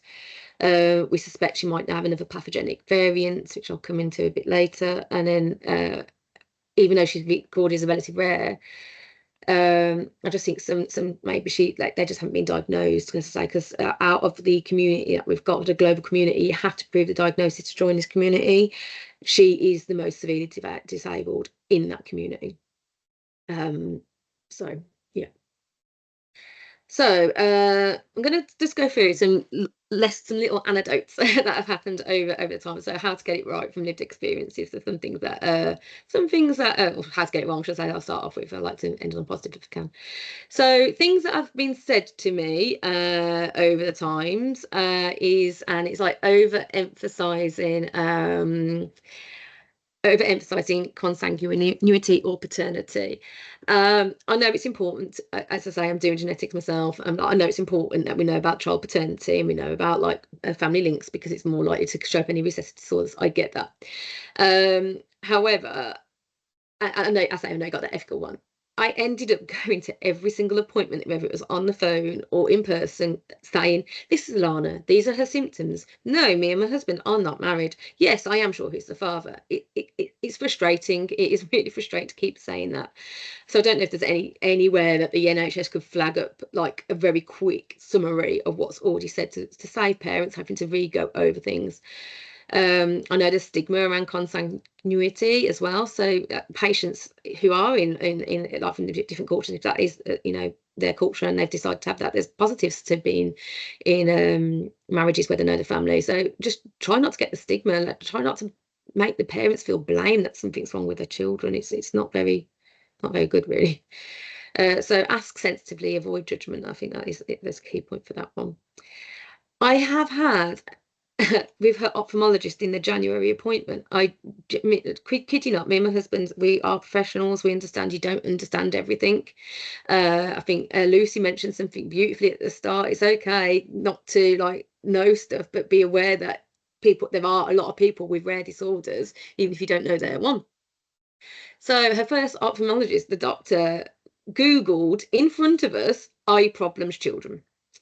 That really does not give you any hope, especially using Dr. Google as a doctor. Either do it outside of the waiting room or outside the room with the patients, or just say, I don't know, or use a different search engine. I don't know, something more professional. As I say, that was quite shocking, really. That it kind of said, I don't know why. Right, so imposing personal beliefs, avoid religious interpretations unless invited.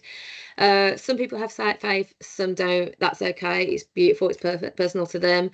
But maybe being told, not enforcing them. I have been told. I'm not going to go into my own faith and history here. That's my own private, bit. But like, I have actually been told you've been chosen by God, or God only sends special children to special parents. And I can see how that could be comforting, but I know to my husband he finds it offensive because his belief is God wouldn't make children disabled. So it's a tricky one. Don't try and keep your own faith out of it, I would say. And then again, insensitive language. I mentioned it about the why did you choose to have a C-section earlier? That really annoyed. That is something that really upsets me. But like, parents are blaming themselves for everything anyway, down to what they did or didn't do, what they did do during pregnancy, what they didn't do, previous lifestyle choices, everything. And it goes through your head. I think just being very careful. And as I say, I've had people say, and like, you wouldn't have her any other way. Yes, I would actually. I choose to have her healthy.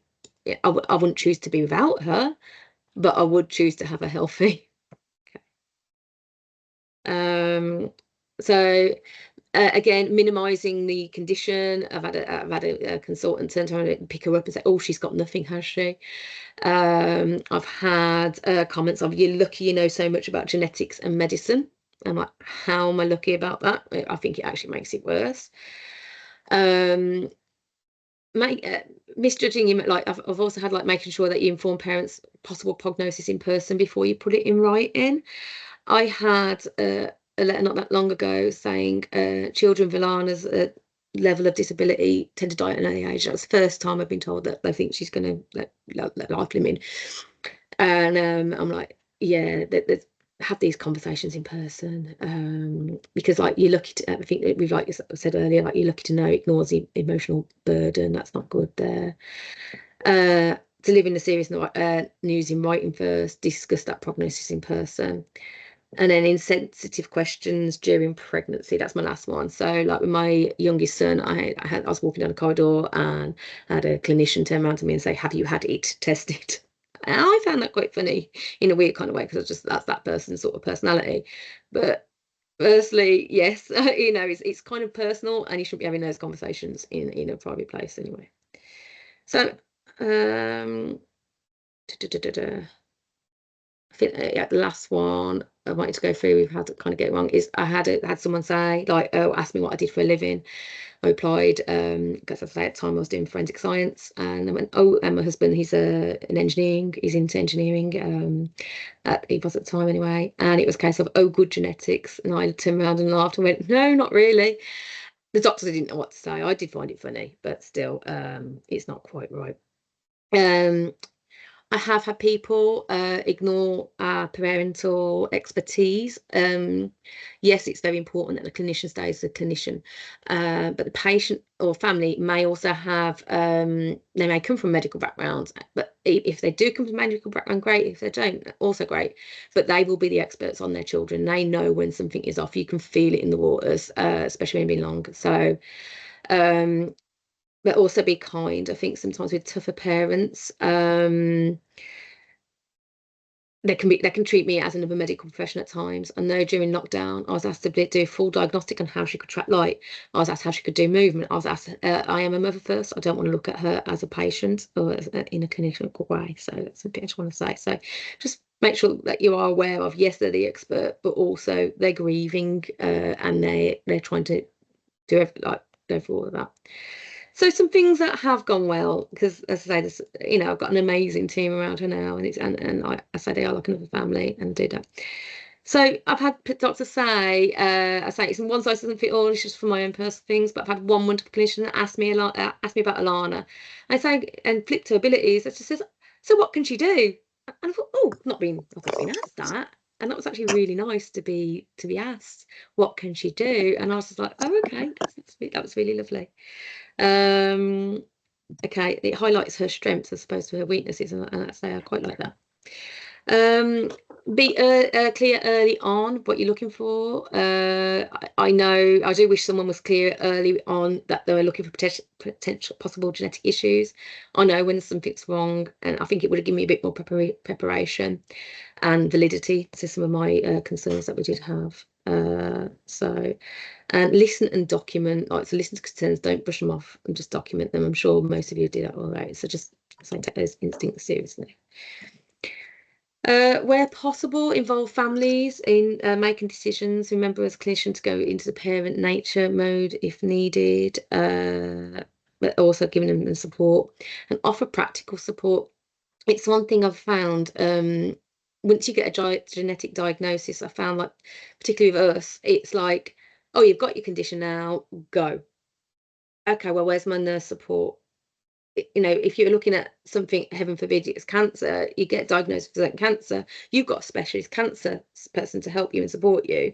You get a diagnosis, especially with a rare diagnosis, it's like, oh, well, you've got this now, go to Unique, or go, you're kind of on your own then, because you've got this label and it doesn't necessarily fit everything. And then I feel you are on your own. So having practical support, and I say, I know Lucy mentioned some of it earlier, and I really appreciate that, because there's some like lovely things that she said, and it's really good. So provide direct contact details for follow-up, that'd be handy, and just be empathetic. So, you know, it is a grief process. It comes in waves. Some parents accepting on some appointments, and others not, especially when there is frequent hospitalizations. So I'm going to go through where we are now. This is Alana. This was on Monday. She does look a little bit poorly because she has been quite unwell. She had 22 hospitalizations alone last year, including sepsis on a few times. And her health is deteriorating. Yes, she's more than the 2 years old now. So this is at 6.5 years old. And that's like little branding that we do for our own Mand Awareness Day. We celebrate it on the 23rd of February, being in Rare Disease Month, and the fact that it's a Q2 23.1 in America, that's the 23rd of February. So that's the t-shirt she was wearing then. Because we thought that she had got some more, because she's always ill, she's always in hospital. She bounces back. She's definitely got some reserve in her, but she is still very, very poorly. So the whole we reran her panel this time for the whole genome sequencing for immunology. The results came actually at the end of last week, which shows there was no other variants at the moment, and we're going to be referred back to the geneticist because something else seems to be going on with her. She is getting worsening symptoms. She is having more frequent hospitalisation, and we don't know what the future is like for her. I know in the community we have lost a few to cuties over the years, down to seizures or choking. And given how frail she is, as I say, it isn't likely that she'll get through puberty or adulthood. We think it depends on who you talk to. I don't think they really know, I'll be honest. Now I wrote a little poem, just to summarize really. So, and then I'll just read it out. You can read it yourself if you want to. But this path is heavy, returns unknown, a journey no parent should walk alone. We learn the science, the terms to care, become the experts because we are there. Genomic answers bring light and doubt, a truth revealed, more questions sprout. And in the moments when crises arrived, we're asked as clinicians, not parents with ties. But beneath the knowledge we never saw lives the love that anchors every thought. A heart that breaks, yet still stays strong, holding our children as we walk along. The road is hard, the path unplanned, yet still we rise because we must stand, not for answers that never arrive, but for the courage it takes simply to survive. Oh, I'm gone. And there we go, went too far. And then we'll answer questions at the end, but there's just a few sort of montage of Alana.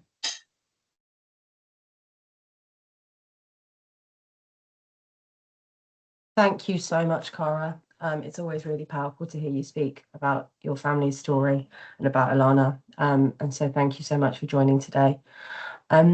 So we're going to open it up to questions now. We've got 12 minutes left. So there is a lot of support coming in the comments. There's also a recommendation there on sort of smaller organisations that bridge that gap, offering free genetic and genomic counselling to families who are newly or recently diagnosed, as well as respite breaks and that kind of thing. So Harry's Pals and the Sandcastle Trust. So thank you to Helen for popping that in there. If you do have a question, if you can pop that in the chat or pop your hand up, either is absolutely fine. Whilst you're doing that, we do have one to get started with Gavin. So this is for you from Claire. So the test directory is updated frequently, and I'm guessing so are the panels in line with new findings and research. Does the lab routinely reanalyze previously analysed whole exome sequencing or whole genome sequencing data to check patients tested against previous panel versions don't have a finding according to those updates, or does a clinician have to submit another referral for that to be done? So I think this is something that laboratories and nationally need to get better at. I think it's not really possible for us to go back through all of the tests that we've done. As we mentioned, we've done thousands of whole genome sequencing tests now, and relook at the data, every year, say. So it is kind of on the clinician to request that data might be reanalyzed. We have done some audits that have shown that actually the pickup rate for looking at new versions of the panels is actually quite low. So we don't think that we're missing huge amounts of diagnoses from that. But it is something that probably needs to be done cohort-wide. So for all patients in the future, I think, especially. Saying that, we have had some of these diagnoses back through the diagnostic discovery pathway that I did mention in my slides as well. Thank you very much, Gavin. That's really helpful. I haven't seen any more questions in the chat. Oh, Phil, your hand's up. Hello, thank you everybody. A wonderful webinar. I feel I have questions for everyone, but if I just go to Amit first, thank you so much for sharing your experience so openly. I think it's stories like yours that really push healthcare to do better. You've spoken about learning to accept yourself, which takes huge strength, but I think for many people living with rare conditions, some of that journey is shaped by how they're treated by others, especially in healthcare. So I'm just wanted to find out from you, from your perspective, what do we as nurses or healthcare professionals need to do differently to reduce bias or to properly support the mental health of those who may still be struggling with self-acceptance? That's a really good question, Phil. Thank you. I think what's really important on reflection is just that empathy of asking how we're doing. It's not necessarily how we're feeling about our condition, or are you in pain right now, or can we do something about the condition in specific. It's more about, so how are you feeling? How's school? How's college? For me, it was a really difficult time was the transition between children's hospital to adult hospital. You know, suddenly that in that children's hospital, you're in that comfort of that magic cream that wasn't really magic, but you know, then coming into adult hospital, it's a very different experience, and suddenly you're expected to be an adult, whereas you know that child in you still lives at the age of 16, 17, and sometimes just having that approach, I think, would make a huge difference. Yeah, I think transition is still we're still trying to crack that, make it a smooth transition. Thank you, Amit. And on this one, Lucy. I've got a question actually for the other speakers, if that's okay. That's okay. We've got one more in the comments as well, but we can go to yours first. That's fine. Yeah. Oh, okay. So my question was, in particularly in some of these stories, you're sort of hearing where there is guidance. You know, we have milestones, like, you know, we have developmental milestones laid out on when to check, like checking them and making sure that people reach them, etc., for a reason. And yet so often it seems that the healthcare professionals, even when there are signs, are not necessarily taking on those signs. Do you know what I mean? It feels like there's this reluctance. So it's a, oh well, she might develop that later, or so everyone's a little bit slow. And I don't know, I just have this question to put out there. Why do we develop these tools if we're not going to use them? Or if when they do suggest something, we ignore that data? And I was just wondering if you have any thoughts on why that might be? I could think I'm not a clinician. I personally think maybe, I know with Ilana, she's got 12 consultants. And I think that's the biggest issue, is she's got 12 consultants over 3 different trusts, and the NHS systems, I don't think, talk to each other. Or the like, so I know her genomic report is a PDF uploaded somewhere, and because she's always in and out of hospital, you've got to go digging for that information. Just that's from my own perspective. And I think there might be the whole, they expect everybody else to talk about it. I was in a webinar a couple of days ago on the pharmacy side. Completely, there's issues there as well. I think it's just hard to have a central person to kind of take responsibility and ownership of that. That's for me. I don't know if anyone else got anything else to say.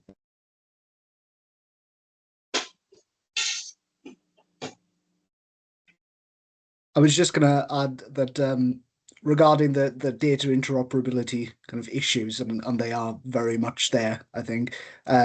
There are plans that are kind of set out within the NHS 10-year plan around having a single genomic record for a patient. So that would be accessible, you know, by themselves through kind of the NHS app and for clinicians to access as well.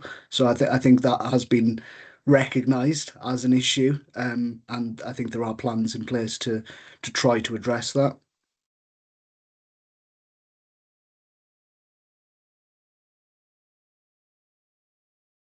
Vicky, coming over to you. Hello, I'm just answering a question that Amy's put in the chat. So Amy's asked about education opportunities for nurses, and we're very, very passionate about nurse education. I think nurses are our largest workforce. We know nothing can happen without you being on board, and I'm sure Phil's going to join in a second. But there are lots of different opportunities from an education training point of view, some of which are quite informal, like this session, like we do lots of things like this on a monthly basis, and equally more formal opportunities. So, for example, we in April are doing a 3-day course for nurses. Unfortunately, it's full at the moment, but we certainly will be repeating it.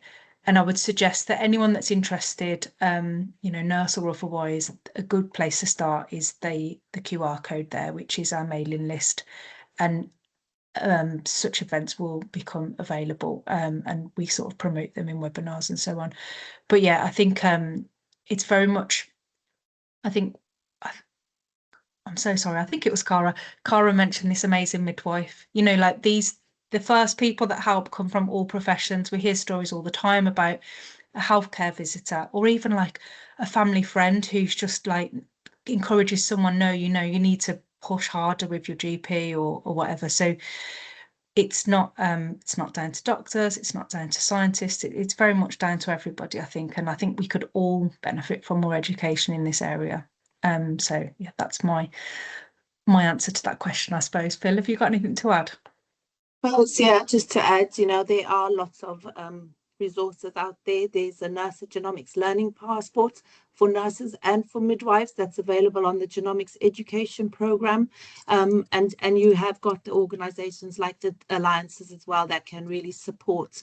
But also, with regards to where you are in your training as well, lots of work being undertaken to improve the education and the curriculum for nurses and for midwives, so that when you finished your training, you've come out with the basic awareness, at least, of genomics. And I think that is the start. It's having that awareness in the first point, and it's not expecting anybody to be an expert, because you build that knowledge with your experience and wherever you're placed, and where you're working.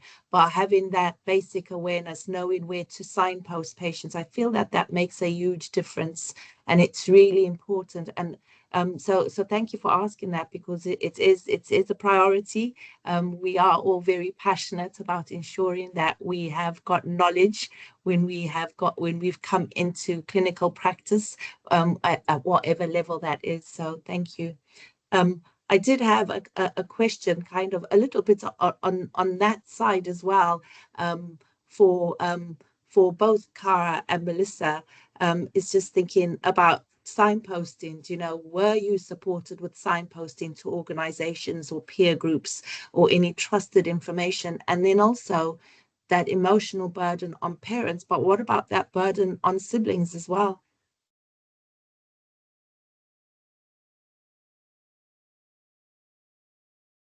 Okay. I don't feel I was really signposted, again, but I don't know how much of it for me was it, because it was in the middle of the pandemic. So we got the diagnosis in May 2020. The only thing they turned around to me and said was all the different things she needed to have, but she couldn't have anything because of the fact that it being COVID. And to look at the unique website. But it was from the unique website that then had the group that I'm part of worldwide, as part of the manned group that needed the diagnostic for that, kind of just to get that extra advice. I needed to copy the lab report to join the group. But then when I spoke to the group, they were saying that they helped set up the unique web page, and even though it's something we talk about in our own group, it hasn't been updated since 2016. So I know that I know geneticists and things like that They do say, oh, I know new people who are coming in going, oh, we've been sent to the unique website. It's got all this information about the prognosis and the symptoms. As I say, I know Ilana, she's got cortical vision impairment. And they're going, oh, well, it's not one of the listed phenotypes for her. But then talking in the group, I've worked out there's about 5% of the manned population who have cortical vision impairment. So that's statistically significant as a phenotype, but it's outdated data essentially. I can't remember what the follow-up questions that was, sorry though. But I don't think we've been signposted enough. I know the counselling came after I'd got the diagnosis and I knew more than the counsellor. So yeah, thank you. It's definitely something to take on board. I think my second question was more about the emotional burden on siblings as well. Yeah. So there's Acorns Children's Hospice, that's my shout out to them. They are absolutely amazing. They're West Midlands based. They offer a sibling support workshop. They have to be a certain age. So my youngest isn't eligible at the moment, but my eldest is, and they have been great with him. He happens to have autism and ADHD. My eldest does. High functioning, he's in mainstream school, verbal and everything. But he does struggle. His mental health and the mental load, like she was blue lighted in at the end of January, and again 2 weeks later she was discharged for a few days and then blue lighted in again. She had staph bacteremia and then a chest infection as well. So given all the complexities, she was critically ill. But my sons have seen it too many times where she's been blue lighted and bagged, and it isn't good.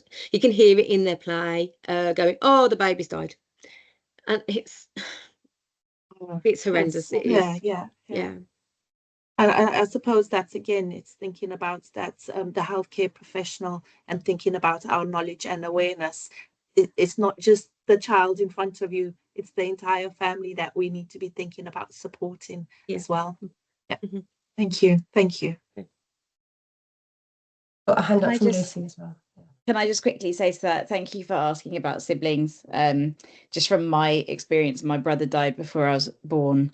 And any time when I was younger, I was always taught to say that I had 3 brothers.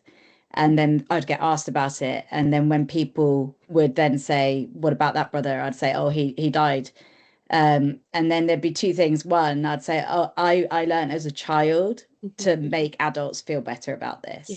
So I'd be like, it's okay, it was before I was born. And they would be like, oh, right, okay, but what of? And you can see them panicking because they're worried it could happen to their child. And I, as a child, understood that. And I'd say, and I learned to say, it's okay, he had a genetic condition. And they'd go, okay then.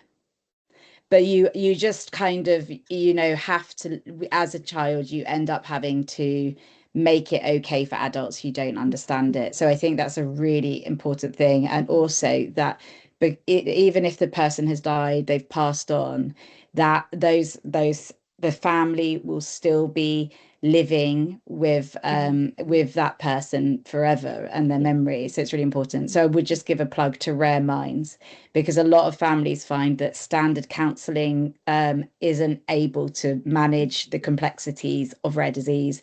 And so just one thing, which is like one person was told to go to counselling and the counsellors said that it was too difficult for them to manage. Their case was too difficult for them to manage. So they were on their own to manage it on their own. So organisations like Rare Minds are really good. And if there's any healthcare professionals here who are looking for a hub to congregate on, then please do feel welcome at Medics for Rare Disease as well. And we can always help get people together. Thank you so much, Lucy.